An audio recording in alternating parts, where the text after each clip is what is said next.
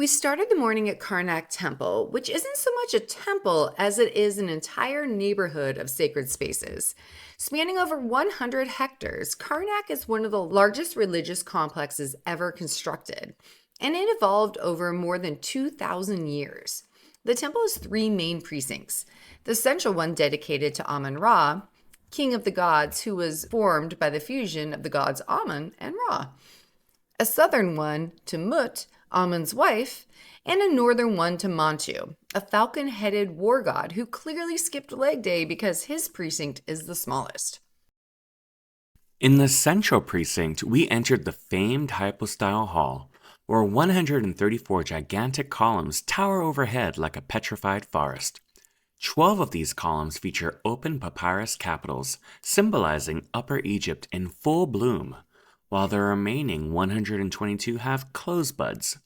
Let me tell you, standing among them makes you feel like an ant that wandered into an ancient botanical garden.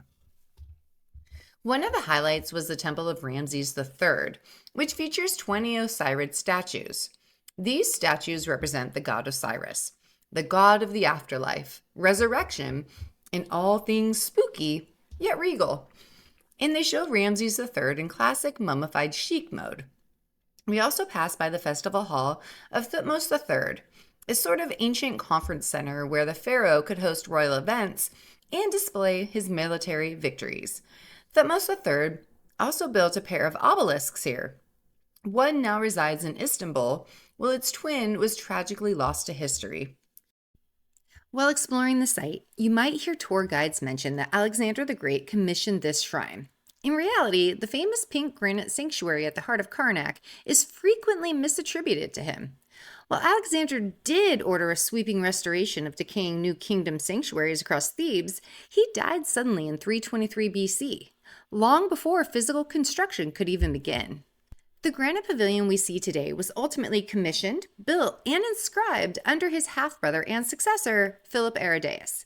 Unfortunately, history mostly remembers him as the guy who inherited an empire and then sort of did nothing with it. Still, credit where credit's due. He at least helped keep the monuments going while everyone else was busy carving up Alexander's legacy. This shrine was dedicated to the sacred Barque of Ammon. This wasn't just any boat. It was a lavish, miniature, shrine-like vessel, often gilded in gold and inlaid with precious stones, used to carry the statue of Amun-Re during major religious festivals like Opet and the Valley Festival.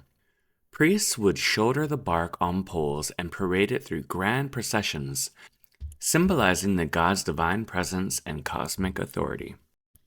Other architectural gems include the sacred lake, once used for priestly purification rituals, and the shrine of Seti II.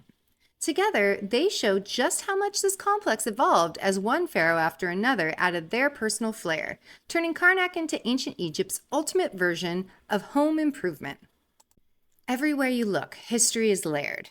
You have the ram-headed sphinxes guarding the first court, the soaring 71-foot obelisk of Thutmose I, and the massive 97-foot obelisk of Queen Hatshepsut, which stands as the tallest surviving obelisk in Egypt. Then there are the statues with a twist. The Colossus of Ramses II in the forecourt was later rebranded when a high priest of Amun inscribed his own cartouche onto the base. We see a similar game of royal musical chairs at the seventh pylon. On the right sits a beautifully preserved red granite Colossus of Thutmose III, while on the left stands its weathered twin. Originally carved by Thutmose III as well, but later usurped by Ramses II, who carved his own cartouches into the throne to claim the likeness as his own.